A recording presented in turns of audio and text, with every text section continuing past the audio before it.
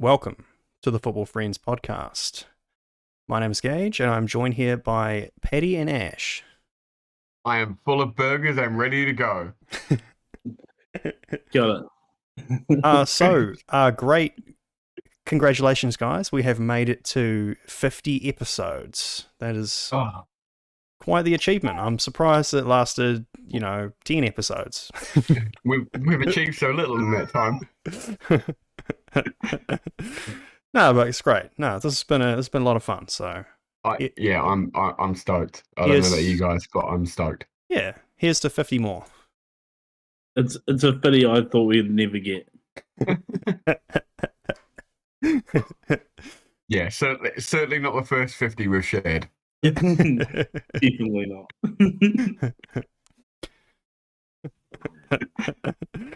Alrighty, it's great. No, this has been a lot of fun. How about we get into it? Yeah, I'm stoked. I don't know about you guys, but I'm stoked.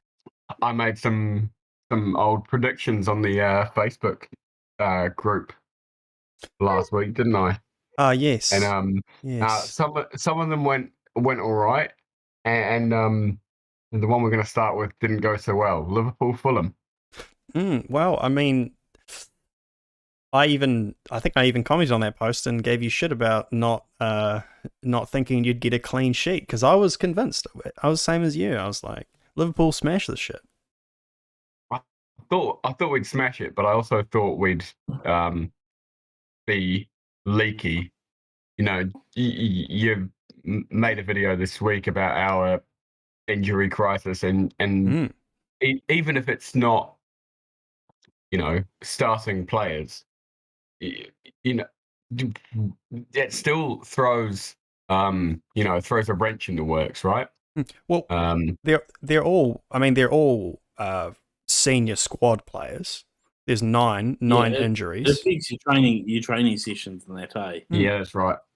You don't have a full training session. So. And the least important player on that list is probably Curtis Jones, who's probably wouldn't have played, but that's, like I said, it disrupts everything from training to squad cohesion and all sorts of stuff. Yeah. And nine is a few. That's so, and the latest being Thiago as well. Well, he was injured in that game against Fulham. So it's like clockwork, isn't it? Yeah. I love Thiago. Yeah, so what were your thoughts on the match, though? To be honest, I think that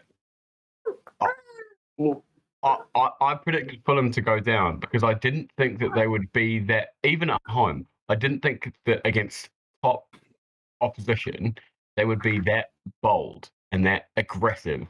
But they were absolute pressing monsters. They pressed even harder than Liverpool did. Fearless. Yeah, absolutely fearless. And the fearless, what's his name in the middle? Palhinha? Oh, yeah. Yeah.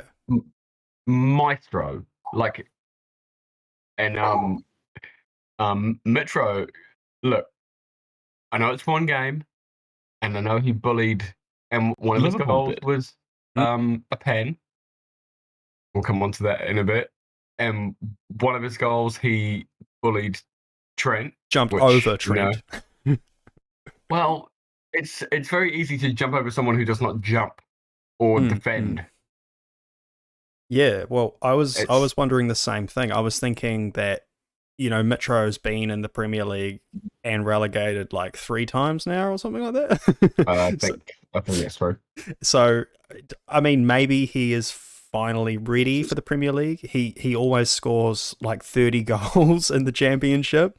He scored 43 last season. That is insane. Like, so that's the thing. What is he? Is he Serbia's all-time leading goal scorer in internationals? I don't know, but his record for Serbia is extremely impressive. Yeah. So. Yeah, well, the header he scored, that was so good. It seemed like Trent didn't exactly see him coming, and he just somehow just towered over him and managed to get that header. So Yeah. Yep, he certainly is Serbia's top goal scorer with 46. In how many appearances? I think I think that's 74. That's an Jeez. unbelievably good record. And so second place. For a team that's not always the number one team either. So Nice. second place is Dusan Tadic, and he has 18. Oh. What a peer. That's crazy. Yeah, so and yeah, he played really well, man. He actually looks even bigger than last time I saw him. Yeah. What do you think, Alexander? You think maybe it's time to work on a bit of footwork? No. Just get even bigger. Just get stronger. Well, it felt like Mitro was it was a very intelligent move he did there, because he lost his marker Van Dijk, who, you know, he might actually, well, Van Dijk would certainly compete with him in the air quite well, but Mitro on Trent in the air is pretty one-sided. It's extremely one-sided.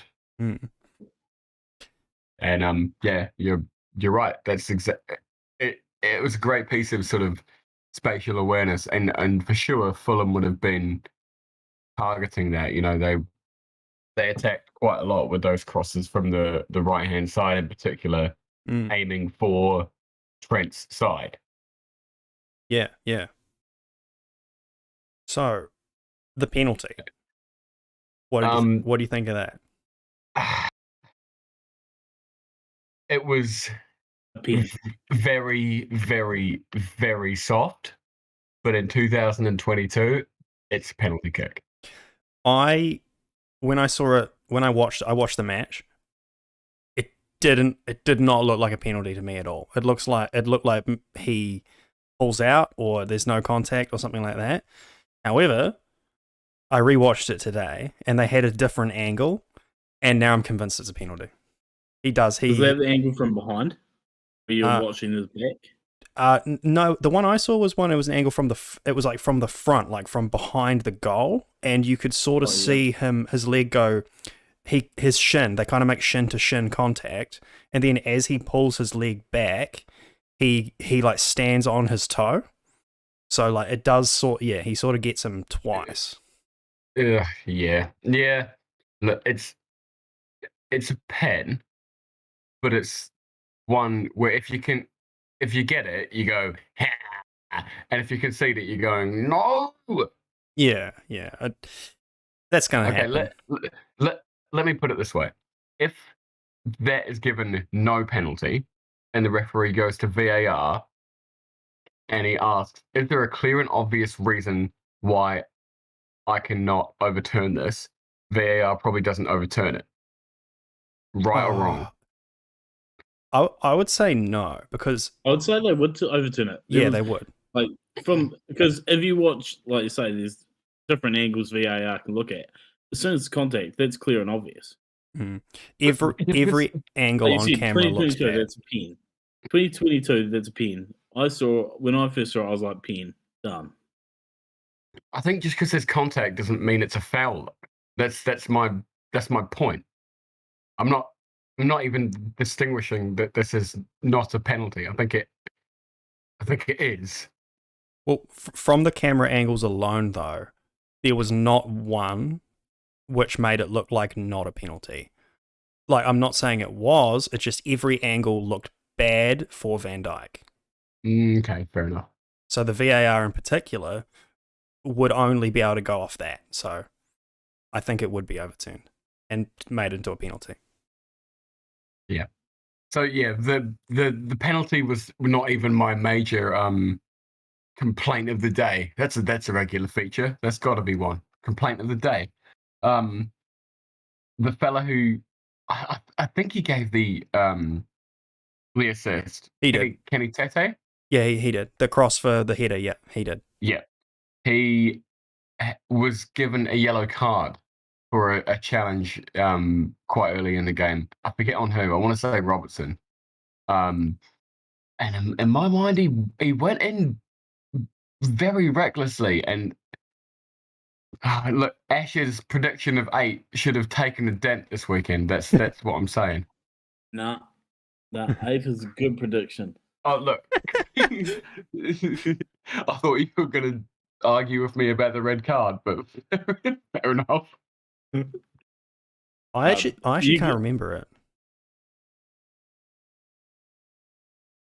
Yeah, well, it certainly happened, and I may be wrong. I'm more than happy to watch it again later on, but to me, it warranted a further look. Mm. Either Yeah. way, we got a point away at a good team, and immediately I'm thinking that my prediction of Nottingham Forest being the best performing promoted team is shit. What? That's yeah. I would Based have. on based on 1 week. Yeah. I would have agreed though.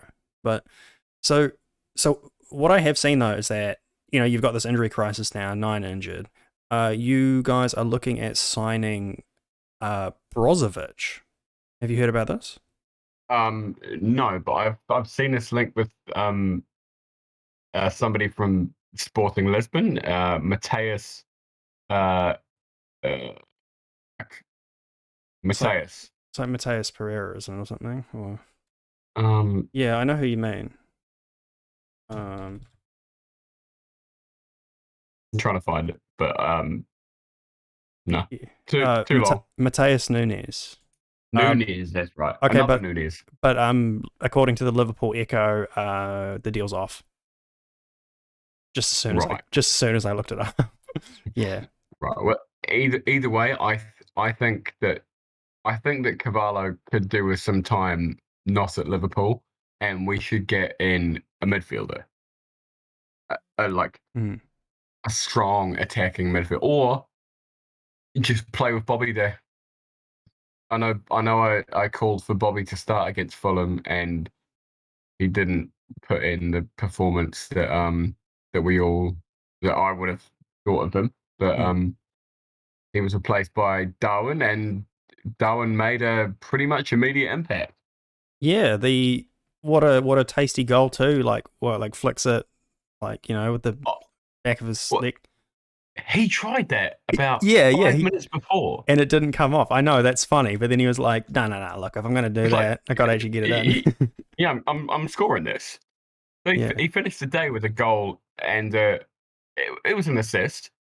And I had him in my fantasy side, but because I didn't confirm my changes, he was the last sub on the bench, and I didn't get any of his points, like an idiot.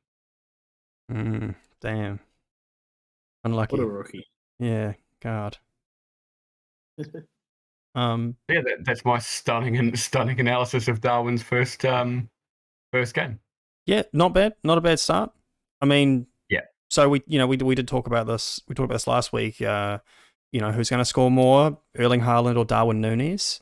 And he's currently losing. Yeah, both of them scored on debut, and Haaland's second was a penalty. So look, I mean, I'm not going to write that off or anything, but it's a goal, yes, but it's he did win the penalty too, I suppose. So, but he did. The goal he did score, fucking hell, what a goal! 1-on-1, calm as you like, just class, pure class, man.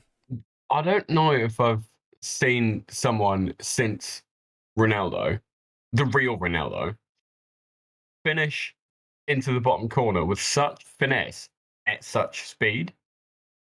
Like he's not even running at that corner. He's running like at the near corner and then finishes the ball into the other side. He's so good at a sprint. He's so good at like sprinting and beating the offside trap, but then slowing down incredibly quickly to shoot, like composed. Yeah. It's a unique skill. I'm worried. He's also absolutely massive, and imagine trying to get in his way when he's running that fast. Like I'd just end up in a heap on the floor crying. Mm-hmm. Yeah, man. He's got it all. But, He's got but it that's all. just me. Yeah. Yeah. So rolling back slightly, Ash.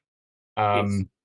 There was a penalty for Liverpool that we had question marks about. In your game, there was a penalty that didn't get awarded to Emerson Royale. Do you just Yeah. do you see Everton Royale? No, Emerson Royale, the worst Burger King meal you can get.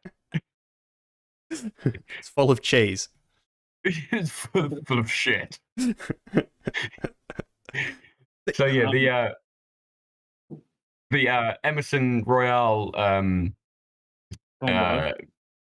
combo down the right hand side, he got bowled over. I thought that was more of a pen than the Mitrovic one. Yeah. Again, I think if you go VAR, it quite easily gets overturned. Yeah. But I think because we were so dominant in that game after that 10-minute spell from Southampton, I feel like that sometimes goes against you with decisions. Yeah. Once if you're a team that's clearly on top, quite often you won't get those called for you. The referees are more reluctant. Like, you know? Yeah.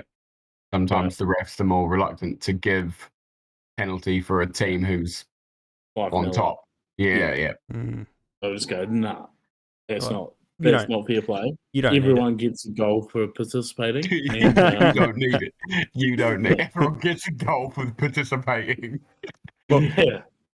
Well, it's to bringing up Emerson Royale. I was saying to Ash earlier that it's really funny how much shit he talked about him, in the previous weeks, and then he goes on to have like the game of his career in this match. He is everywhere, spraying balls, setting up goals, all that stuff. He played amazing. I actually completely agree, and to me that says one of two things. One, he has taken Conte's advice on board. He's really trained hard over the summer to improve his positioning and his crosses into the box. Or number two, which is my chosen one, he listens to the podcast. Yeah. he listens to us, and he doesn't want to get flogged anymore. He's like, "Fuck you, Ash! I'm going to show you." No, I don't think I ever said a bad word. Oh no, it was me. That was definitely me. That was definitely me. It's not like there's a record of this. You cannot go back and listen to it. No, I'm more than happy to be proven right by saying he's a great right wing back, as I've previously said on this podcast. And yeah, full power to him. Full power to him. What did he give? A couple of assists? Yep. He did show at the end of last season that he could play that role for Conte. Mm-hmm. Yeah, for sure. So if it was up to me out of him and Doherty, it would be him. It would be my definitely. Yeah. I think he's got more in the tank in work rate than Doherty does. I also think Spurs have got more in the tank. Like Sessegnon started on the left. He's not your first choice. Well, I think he is. He's certainly come into it, eh? You talk about Mitrovic like looking bigger. Sessegnon legitimately has bulked up, and that could help him going some way to not getting injured every 5 minutes. So yeah, if he stays fit, he'll be our number one left back. Cool. Like he has all the attacking prowess to play that role. Yeah, well, that makes so much sense because he's actually a former Fulham player too. And while at Fulham, he was like a left wing striker, and then now he's sort of gone further back. So wing back is it seems like the natural role for him almost. Yeah. He started as a left back, then turned into a left winger. then slash back to striker, left back. then back to it, and then into a hybrid. That's what he Yeah, wants. which I think was always the plan for him to play as a left back for us. I don't think we ever Yeah. bought him as a winger. I think that's right. We always saw him as a left back. So Sausage dog. But yeah, so also Kulishevsky had a hell of a game, man. He was awesome in that game. And he got he got a goal. I think that may even be his first home goal for Spurs. Oh God, I thought you were going to say his first goal. No? Yeah, I don't know. Yeah, I think it. Yeah, I think it was his first goal at White Hart Lane,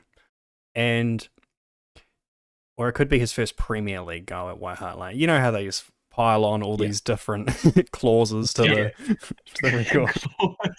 yeah, you can pop a cherry for pretty much anything these days. Yeah. Wow. And Still, then there was there you go. filthy own goal from Salisu. That was going to be my next joke. Yeah. Was that Salisu's first own goal at White Hart Lane? Probably, yeah.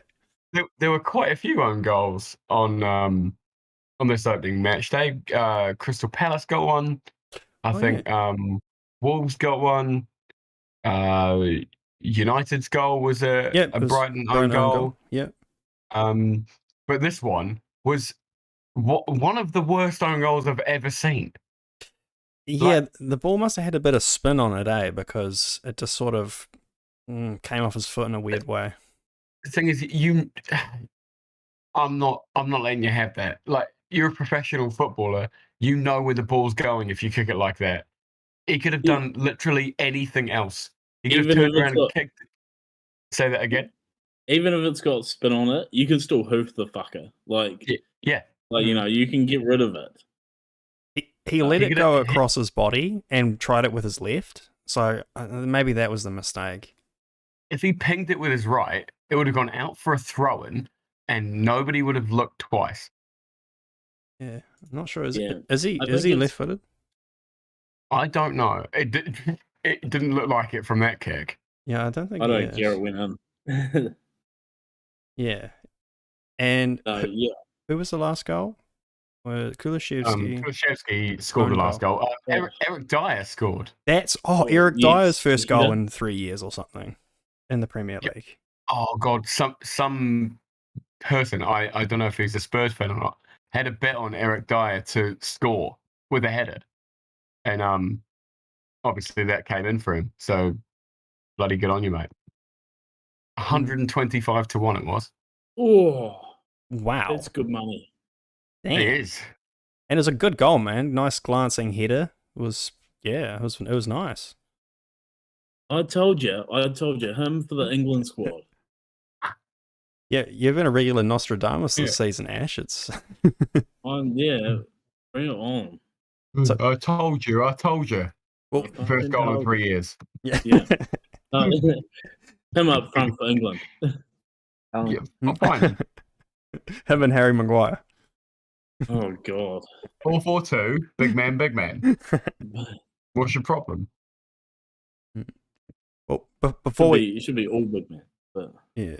But before we move on, though, how about that Ward-Prowse goal? That was tasty.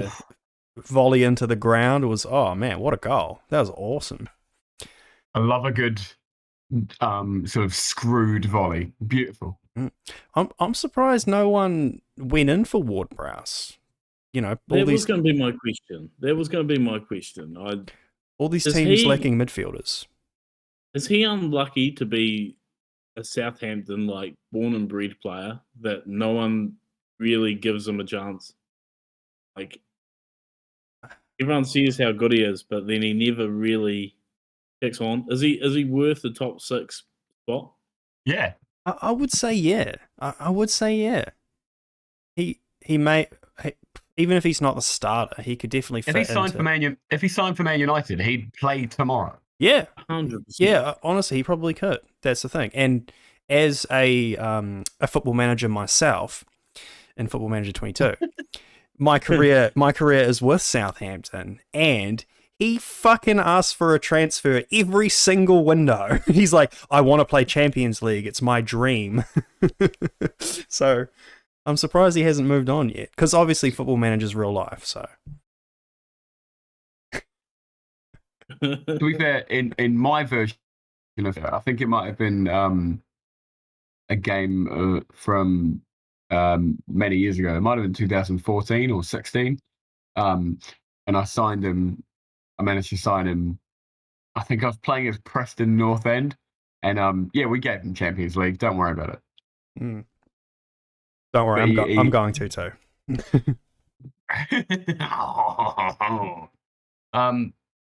Yeah, maybe he just loves Southampton too much. Yeah, it could be. He's the captain, and I'm growing all that stuff. So yeah, and Southampton's quite a nice place to live, I've heard. So yeah. So, but on that note, yeah, you're saying that he would probably fit in quite well at Man U, especially because our midfield is a bit of a fucking joke at the moment. Was pretty exposed in our first match, which we played against Brighton. And Brighton scored all of the goals. Oh, Grob. But yeah, Pascal Grob, yeah. So I don't care if like the first 50 messages to this podcast are, it's gross, right? Yeah. I'm calling him Grob forever. The problem His is name is Grob. It's an inside joke that we haven't explained, but Don't explain it. Yeah, great. So it's very disappointing to start a season after our worst season in the Premier League ever, to start the season with pretty much exactly the same lineup as last time. Like, we're playing exactly the same midfield that everyone says is the core of the problem. Eriksen played, didn't he? Eriksen played false 9. Yeah. So it's kind of weird. It was strange. It was strange. But yeah, McFred, obviously, that's a huge problem in the squad, I think. And it has been, everyone's known this for ages. And I honestly think the only thing keeping Scotty in the team is his club homegrown status. So you might be right. This problem needs to be addressed, and it's hilariously naive that it hasn't been when everyone's been screaming about it forever. And they just can't handle the pressure. They can't handle the pressure from a press, like a team like Brighton is going to do. They're going to press you hard. They don't. I mean, it happened on the first play of the game. United passed it back to their centre backs, and Brighton ran at them, and United made a shitty error. Yeah, that was probably more of a Dallo error, but I know what you mean. Yes. Sure. I mean, sure. I mean, but the error happened because, well, for one of the reasons, United were not prepared to be pressed. Yeah. So we need better midfielders, and this showed clearly in the second half because they subbed Fred off at halftime, which I actually think was the wrong choice. You probably should have subbed Scotty then instead of Fred, because I think Fred's actually slightly better than Scotty. And anyway, so Eriksen dropped into an 8 role, and that kind of fixed things relatively. We didn't concede any more goals in the second half, and we did claw 1 back. But but then Scotty still played like 70 minutes. We have 5 subs, and Scotty's playing 70 of them, 70 minutes. So not good. We needed better midfielders, because after those two, we're getting into our youth guys, basically. That's not. Well, who else have you got? You got Bruno. But Bruno plays further up, and he was in that game too. I thought that was going to be the idea too, like Bruno playing 8 or something, but it hasn't seemed to have happened yet. So Bruno missed an absolutely brilliant chance. Oh, I know. And Rashford did too. He had a 1-on-1 that he just couldn't figure out. Sanchez made a good save, and at least he put it on target. Yeah. Bruno's Like, finishing is not great. But it was when he came. You're right. Yeah, you're right. I don't know what happened. It's. Maybe like, I don't know. Maybe Bruno just sort of relishes. I don't know how I'm going to put this. Sort of like being the best player in the team, and just sort of like all the focus is on him. And I don't know. Like Maybe fish in a little pond. Well, that's a good point because when he did sign, Ollie did do that. He built the team around Bruno. Everything went through Bruno, you know. yeah. And we saw that with Grealish. Like Grealish moved to Man City, and the team was no longer built around him. And he was still good. He just wasn't the same level of good. And that's why Bruno's been told to simplify his game. And I think he's getting there, but it's still not. I don't think he should though. I think he's not a simple player. That's not why you have Bruno Fernandes in your team, to do simple things. Well, no. That's not what I'm trying to say. It's more that his decision making needs to be simpler. Like he makes too many of these Hollywood Jorginho passes over the top and things like that, and it's his decision making. I think that he needs to save the creativity for the right moment rather than just trying it every time. That's why, because when he shoot, you know, whenever it's like a half chance to shoot from outside the box, he's always going to take it, you know? He always takes it. It's that kind of thing. You need a player like that in the squad though. Not you, everyone. Everyone needs that player. But it doesn't seem to be working. I don't. I suppose that's true, but not a lot is working at the moment. Sort of, it's you can see the cogs turning. But not a lot more. Where's Van de Beek? He did play in that game, and he's getting a bit more time. But if you were to pick your best midfield three, because obviously that's how you want to play. It's Van de Beek, Eriksen, and Bruno. Oh, that's not going to work though. It's too. Why not? Because they'll run forward at the same time. It just means your defenders have to be better. You can play a 4-3-3. Yeah, but they're not. Yeah, but you can't blame all the midfield.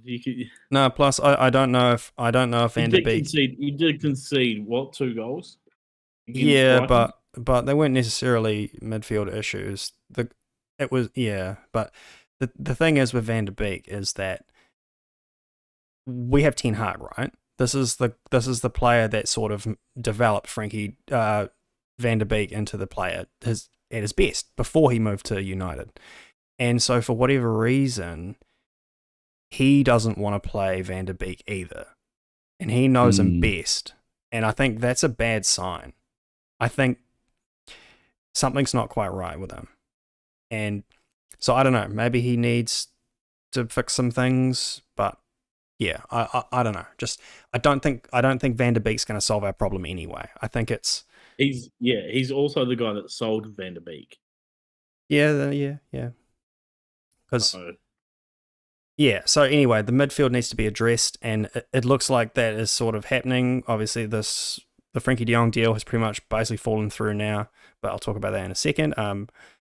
But now we're looking at the transfers we've been linked with recently have just been like almost embarrassing, in my opinion. Insane. Like it's looking like for Harry Winks. Us. It would definitely be an upgrade on. No, McFred. Look, if you had said Skip, I would have agreed. No, but no. Anyway, 100% anyway, the one that we are linked with is Rabiot, and I'm like so lukewarm on this one.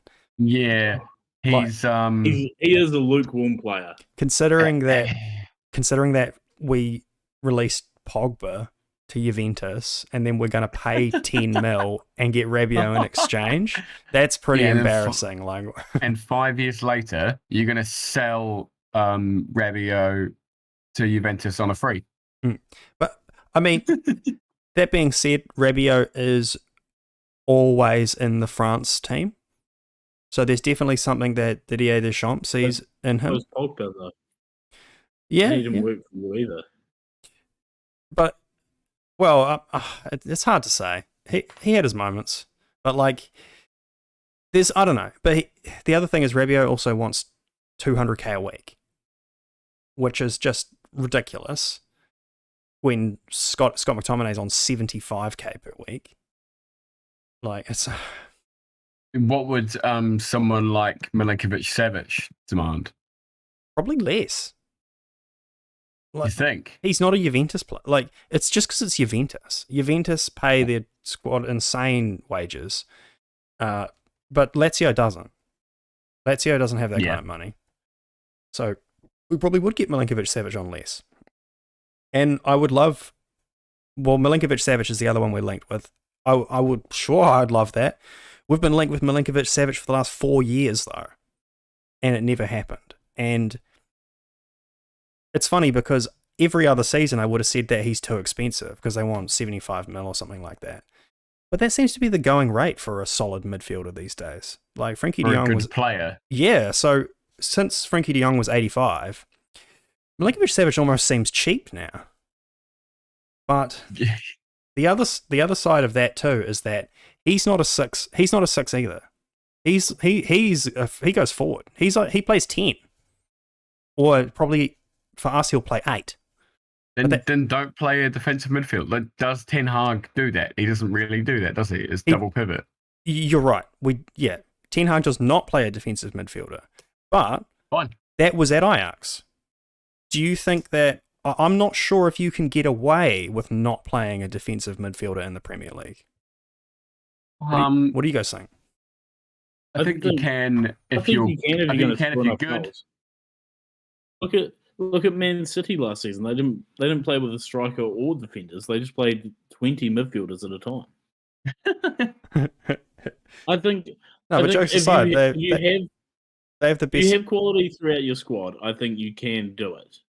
That's why I was asking. Why are you not playing your 3 best midfielders? If you don't have a good holding midfielder, just play your 3 best attacking midfielders. Again, I just don't think that's going to solve the problem. I don't think it's going to work. Like, look at all of the all of the top 6 what teams. You're doing at the moment's not working. What you're doing at the moment's not working either. So yeah, but the thing is, what I'm saying is the solution is not. I think the solution is something else. That's what I'm trying to say. Like, because all the top 6 teams have an amazing defensive midfielder. City has Rodrigo. What's his name? Is it Rodrigo? Yeah, Rodri. But even he goes forward. He's got attacking. He's like the best. Ability. No, but he doesn't often play in his own half. But that's high. But he's a defensive midfielder. I think he's like the best defensive midfielder in the league, stat wise. And then obviously Liverpool have Fabinho, Chelsea have Kante, Spurs have Højbjerg. Arsenal have Thomas Partey. Every team has a really good defensive midfielder, except United. Yeah, that's my reasoning. I think that's true. I think your equivalent is Scott McTominay, which is just not good enough. Exactly. Well, so on that note though, a lot of people are saying that maybe Lisandro Martinez should play there. Yeah, why the hell not? That's what I said. I said why not as well, because a lot of people are paranoid about his height. His debut was actually pretty decent. It was okay. I mean, apart from that penalty that he should have given away. Yeah, it probably was a penalty, I'd say. It was a weekend for dodgy penalties. Yeah. And I thought he was decent. He's a lot of potential. I mean, to be fair, he was actually like thrown in the deep end because both Lindelof and Varane are injured. So he was just thrown. He'd only played one. Not even. I don't even think he played a full preseason game, and got dropped in. So maybe he can play midfield, but only once we have at least 3 fit centre backs. It's not going to happen until then. So yeah. What else have I got here? So the other players we're linked with is this guy Gakpo. who plays for PSV. Do you guys know about him? Never heard of him. He's like a left winger, goal scorer kind of guy. So he's playing for PSV, but PSV beat Monaco in the Europa League qualifying. So he's pretty much said that if Champions League qualifying. So if PSV qualify for Champions League, he's not going to come. They play Rangers next. So Yeah, why would you go to a smaller club? money. Oh, speaking, that has just triggered a stat in my mind. So since the 2017-18 season began, the top 4 goal and assist contributors are Haaland, 164, Luis Suarez, 160, Lukaku, 152, De Bruyne, 150. And 5th, James Tavernier Oh, really? of Rangers. Yeah. Okay, but I suppose these aren't all top leagues, though, right? What's the Scottish Prem? What's the rating of the Scottish Prem compared to the Premier League? You know, Not as good, but he's a right back. Oh yeah, he also takes penalties and free kicks and all that stuff too. And Yeah, he goes got to forward. score him. Yeah, he's decent. He's decent. He's a right back. Yeah, I guess. So he's standing in the way. You've got to go support him, and Yeah, he'll get your transfer over the line. Yeah. That's what I'm saying. Well, alternatively, we also have Ismail Assar, who scored Oh, unreal goal just in the weekend for Watford when he shot from his own half and put it in the net. It was brilliant. Excellent finish. We actually had our chief scout at the game who saw it live. We were already scouting him prior to this. So I'm glad we're not the team that's just like, holy shit, did you see that goal? Let's buy this guy. We were actually scouting him before that, thankfully. yeah. Good. Yeah. I'd take him. He looks good. But You should as well. He's like, when was the last time you signed a forward? Who was the last forward you signed? Ronaldo. yeah, it would be. Okay, fine. Yeah. Who was the last forward you signed who isn't 38? Cavani. Cavani. Yeah, stop it. And you know who else you've been linked with this week? You know who else you've been linked with this week? Greenwood. 33-year-old Marco Arnautovic. I didn't even finish that point. Like, yeah, the players we've been linked to lately are just embarrassing. Like Arnautovic, Tadic, Rabiot, like very depressing. Thankfully, the Arnautovic deal is definitely not happening because everyone forgot and then remembered that he's a complete piece of shit. So, because he was would've ruined racist. My 8-week cards by himself.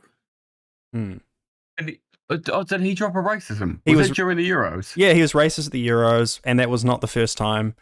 He also apparently there was also the story came out that while he's at West Ham, he would like go and harass like the female West Ham players because they would like train next to each other. There's like just a wall kind of separating the two grounds, and he would like yell shit over the wall like at the women.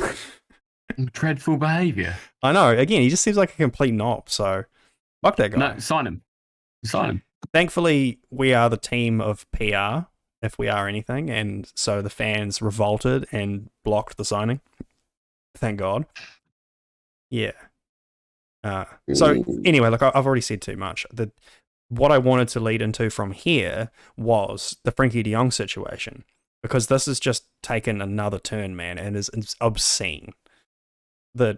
So it looks like we're not going to get Frenkie de Jong at all. I think we're actually giving up because it's just proving to be too complicated. Yep. And so he may sign for Chelsea, but I'll say more about that in a minute. But the stuff with Barcelona is nuts. So basically, the Barcelona club have determined that Frenkie de Jong's contract, along with 3 other players like ter Stegen and some others I can't remember exactly, that all of their contracts are unlawful because they were negotiated with the last board member or whatever, Bartomeu. Yeah, Bartomeu, I think. Bartomeu, yeah. And so the idea was that they would defer their wages because of the COVID stuff. They got paid, he deferred 18 million euros of wages or something for over 2 seasons. And the idea was that the contract would be extended for 2 years, and then also the wages would be topped up on the wages and paid back. However, Barcelona have basically decided that this contract was criminal or something like that, and they're pretty much saying that if you don't annul this contract and revert to your previous one, we're going to take you to court. And so, but How can they back that up? I know, it's absurd. And dude, But does that mean they have to go back to paying him his full wage? well, the thing is, he's actually on his wage is actually higher than it was in the old contract at the moment because he's being repaid the deferred wages. But the way they see it is he should go back to the previous wage, but then also not pay him the wages he deferred. So even if you want him to revert to the previous contract, don't you at least need to fucking pay him back for what he should have received during that time period? That is just totally absurd. That's so insane. I don't get that. Barcelona are Scum. I remember about 10, 11 years ago when Barcelona were basically just the best club in the world, like undeniably the best club in the best team in the world, and everyone loved them, and they were winning the Champions League, and they basically only just because for a long time they didn't as they say that didn't sully their shirt with like sponsorship deals, and then they effectively when was it they sponsored by Qatar Airways or something? I know. Is that right? yeah. They put UNICEF on their shirt, didn't they? Well, yeah, because no, it wasn't for free. It was basically the UNICEF deal was that they donated. They were the largest donator or something like that, and because of that, they were allowed to have UNICEF as a logo. Right. So another pile of horseshit. They did a good thing with that one. I don't want to talk shit about that one. But no. Fuck. But then Qatar Airways, and then now Spotify as well. Yeah, Qatar Airways. So you have UNICEF on your shirt. Yeah. It's like, oh, look at us. We're such givers. We believe in humanity and all of that. Apart from when it comes to Qatar, like, fuck you. Yeah, and then this is fucking meaningless. Yeah, and look, Frankie De Jong did them a favor by deferring his wages because they were losing money because of COVID and so on, and then they just want to fucking stab him in the back like that. It's absolutely ridiculous. Yeah, it is. And the other thing too is that they've signed like 7 players or something, and they're all, man, I gotta say, what a fucking window! Like they have signed amazing signings, but yeah, sort of. They're all really good players, but I mean, it could be players are really good. It could be terrible if they can't register any of them, because if Frankie doesn't budge on his wage, they actually can't. They won't be able to register them under financial fair play. And I hope he doesn't. Yeah, same. That would be hilarious. I'd find that so funny.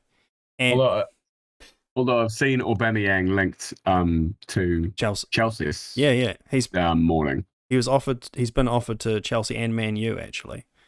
But I think the Barcelona have said that they're going to activate a fourth lever, so they're going to sell even more assets soon, and then if they're going to get rid of Neto, Aubameyang, and they want to get rid of Braithwaite, but he's also refused, and a few other guys. They still won't be able to register the players. So they really have to get rid of Frankie de Jong, and unless he reduces his wage. And so basically because of this, like I said, they've threatened this legal action. So now they're basically just trying to intimidate him. And they've even conspired with the Spanish media, and apparently they were the ones that leaked like contract details and all this stuff. Because the way that the Spanish media is taking it is that Frankie de Jong is the bad guy in this situation. And it's horrendous. Yeah. And it's gone to the point where Barcelona fans are like abusing Frankie de Jong's car as it shows up to training. Like, so fans are Good actually like Lord. revolting against Frankie de Jong. I mean, imagine loving, like, playing for the club of your dreams, like, and he said it's because like of his grandfather or something like that, and he's so devoted to the club, and then they just completely turn on you like this. That must be heartbreaking. Yeah. I've not. Can't imagine what it would feel like, but it's ridiculous. And the whole time he's just said, I want to play for Barcelona. Like, I'll do it. You know, he just wants to play for Barcelona, but then he also wants to be. He just also doesn't want to have 18 fucking mil stolen from him. Yeah, and it's like it's not like greed to ask for the like again when something wacky happens in football, I tend to think like, okay, what would it be like if this was a real, like, a normal person job? And in this situation, you've got to think, okay, so a normal person who earns, a normal wage just wants to get paid. What he's owed, yeah, And exactly. yeah, get paid what his wage is in his contract. Mm. He fully deserves that, regardless of, anything. He's played, and now he wants to be paid. Mm. And yeah, so basically Frankie's not going to budge, and now it has gone to Frankie's lawyers have taken it to one to La Liga, and also to there's like a governing body in Spain that deals with stuff like this, and then also I can't remember what it's called, but there's that international organization which deals with financial fairness and stuff like that. Kind of like the Court of Arbitration for Sport, something like that. Yeah. Either way, they've gone to basically everything like that they can to, counter sue Barcelona. So Barcelona might actually get in a ton of trouble for this, if depending on what happens. Yeah, because they're pieces of fucking shit. He'll still be employed. After that, he'll still be employed by Barcelona Football Club. Yep. Ridiculous. Mm. All of it. I know. So it's what a shit situation, man. A situation. Okay, so anyway, but if what is probably more likely to happen is that he will go to Chelsea now, which is very embarrassing for Man U, considering we were led on this whole window and stuff like that. Unlucky. Do you really reckon they would go to Chelsea? Well, like we talked about just before, Ash, Chelsea don't seem to have enough defenders to play a back three, in my opinion. They have, it's Thiago Silva, Koulibaly, and Azpilicueta with a back three in their last game. And the only sub they have is Chalobah. That's it. Yeah. So maybe they will sign Frankie de Jong and then change to a midfield three. That could work. That's the only way it would work. Otherwise, they have 7 midfielders competing for 2 positions, which is just and then they So it's bizarre. I don't get it. Like if they sign Frankie but continue to play a midfield 2, they're just so overloaded in the midfield, and then they don't have enough centre backs. So the only solution that would actually work is play 2 centre backs and swap back to a midfield 3. Then it would work. Yep. But then Chelsea are looking at like they're going to spend $400 million this window. £400 million, mind you. I know it's a lot, and I know that, but I mean, Chelsea have just gone with their new owners, and maybe they just want to throw a market down. It's possible. Yeah, well, Todd Burley, I think his name is the new owner. Yeah, he actually, oh man, shocking. He actually wants to invest money in the club. Like, man, what's that? What's that like? I wish I knew. Come on. Hey, look, the Glazers haven't, man. They've literally they've stolen. They've taken There's a difference between investing money well. No, the Glazers have literally invested nothing. They have taken net $2 billion out of the club since they've Good on them. since they've been there. So they've invested shit. Todd Burley's putting up his own money. Like he's outside investing. That's what you need to do. United as a product is making money. Yeah, so that money has stayed in the club, minus $2 billion, and none has come in. So yeah, scum. Oh well. Obviously, it's Glazers out, but I don't even think we have time to go into that. But so yeah, Frankie de Jong could happen, but I'm saying 400 million because, well, they're trying to sign Fofana, 85 mil apparently, and then they need forwards because Sterling is playing striker now, and they've just sold Timo Werner back to Leipzig. Yeah, at a loss. Yeah. So I don't. But then, performance-wise, not a big loss. No. Yeah, that's true. Ew. That's true. But like, they're pretty light up top. Got Sterling, Havertz, Mason Mount, Pulisic. It's You can always play with a fluid front three like that, though. Yep. But I don't think they have enough rotation. Anyway, and then no variety in forwards. Like, and you know, Havertz isn't an out and out striker or anything. Sterling is probably more comfortable on the left wing. Pulisic has played 10, but not really 9. You know, City did it without a 9, but even they had the sense to buy the best striker in the world the next year. Yeah. So, I don't know.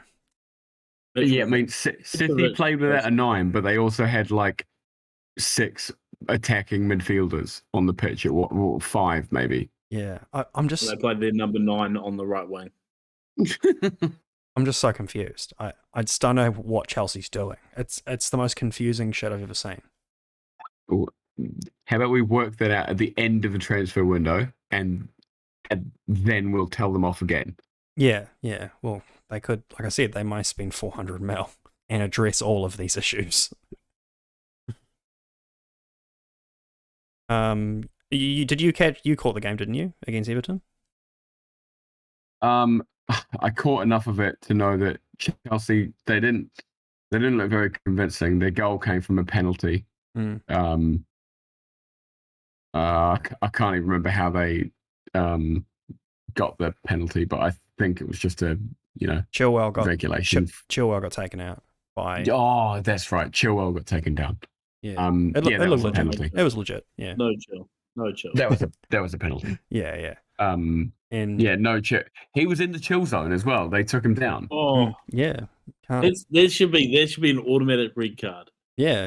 No, automatic red card, and you get transferred to Norwich. So you get transferred to Barca, where you don't get paid any wages. Well, you don't get paid, and you don't get to get registered, so you don't play either. Yeah. Nice. Fine. So Jorginho scored the penalty very nicely. Look, both teams looked crap, to be honest with you. Mm. I don't. I know there's turmoil at Chelsea, and I know there's turmoil at Everton, but they, Everton have signed some players. Yeah. Connor Cody and this Onana chap. Yep. Very highly rated. But they need to click. Mm-hmm. Those are positive moves. Soon. Those are positive moves. But they need to click, and if they don't, then Everton might be in big trouble. Yeah. Mm-hmm. Yep. As we predicted. Yeah, as we predicted, they are shit. Okay, so that's sort of all the topics I wanted to cover. We just have all these little short things now. If you want to run through those real quick. Yeah, real quick. So Arsenal, they look pretty good in the opening match. Yeah, I thought they looked nice. I thought, Won pretty comfortably. despite the fact that he didn't score, Gabriel Jesus looked to create a lot of chances for himself and for others. Yep. And I see no reason, other than the terrifying beast that is Erling Haaland getting an injury. I see no reason that he can't be well up there. Yep. In terms of the goal scoring numbers at the end of the season. Yeah, their guy. What's their new defender's name? I'm blanking now. Stabuli? No. Oh, Saliba. Oh yeah. Is it William Saliba? Yeah. Yeah. He looks like a new player. He was not the greatest last season, but now he looks so comfortable, man. He is highly tipped to be really good. So that's good stuff. I like the look of him. Well, that'll be good for them. Yeah. Now, what do we have here? Oh yeah, Messi scored his lovely bike goal you've written. I was trying to write everything really quickly. I was on lunch at work and I just was like, oh, how do you spell bicycle? I forgot how to spell bicycle. Yeah, so if Ismaila Sarr's goal wasn't sexy enough, Messi scored a sick bicycle kick. That was pretty cool. And he also assisted Neymar with he went to side foot the ball, but instead of doing like a normal pass with his right foot, it just sort of went off his laces behind him. It was quite weird to look at. If it was any other player, I'd go, he didn't mean that. Okay. And so I also got, you said this earlier, that Nottingham Forest might not be that good. I was quite skeptical on them. I think I picked them to be relegated, to be honest. Yeah, they might not be, but they came up against Newcastle, who looked extremely lively. Look, one of my favourite players in the Premier League is Saint-Maximin. Oh, sure. He has not disappointed. Don't you mean Joel Linton? Joel Linton is my second favourite. Look, man. Now there's a midfielder that should go to United. Oh, don't even start. But like Joel Linton, he's playing in midfield for 3 months. Yeah, and he's an absolute beast at it. That's so funny. Imagine being played in the wrong position like your whole career. Like Scott McTominay playing defensive midfield when he should be playing left, right, out. Whoa! Or when you think you're a top, but you're actually a bottom. Yeah, I hate it when that happens. God. Yeah. Well, yeah. As long as it doesn't happen midway through the season. Oh.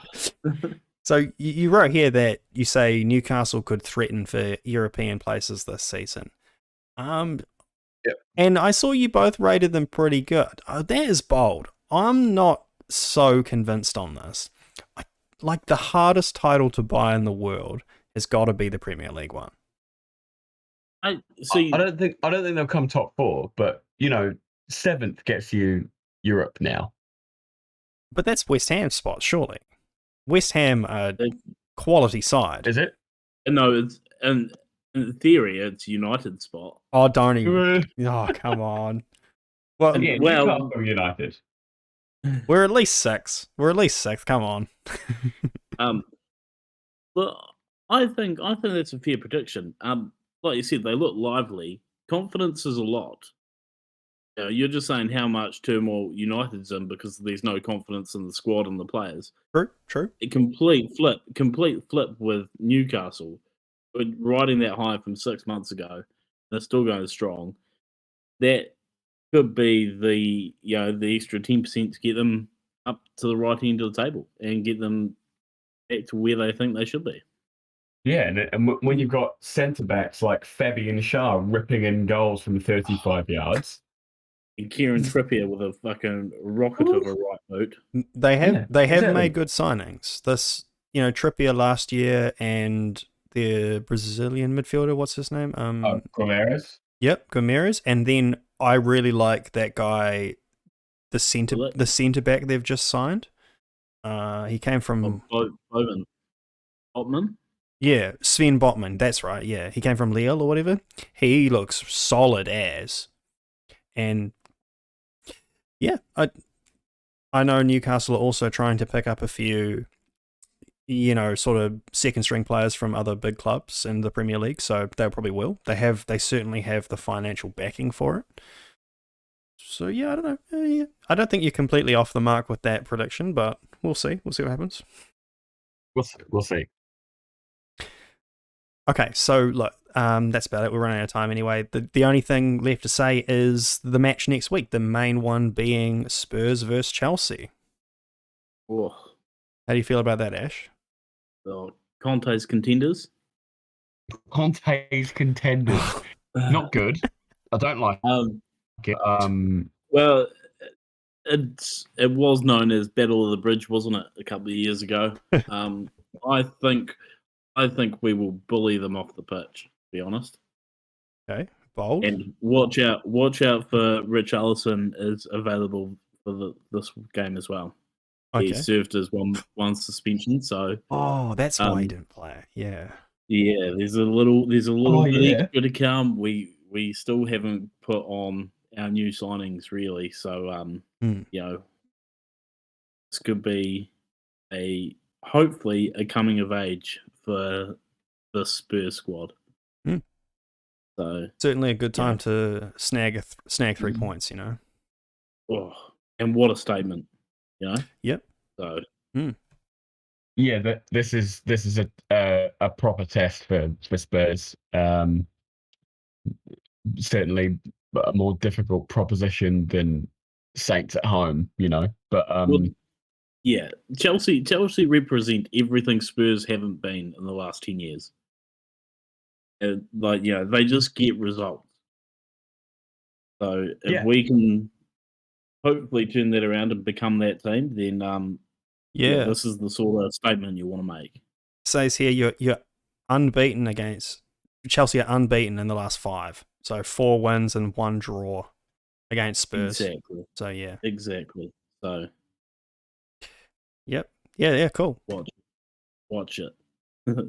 And so yeah, the only other matches are we're taking on United versus the Brentford Bees. Got to win this match. We got a redemption from last week, and Liverpool taking on Crystal Palace. Oh yeah.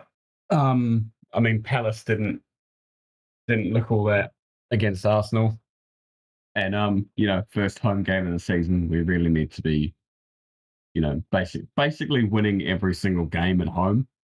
If we want to stop this juggernaut that is City, we need to win, and we need to beat the teams who are,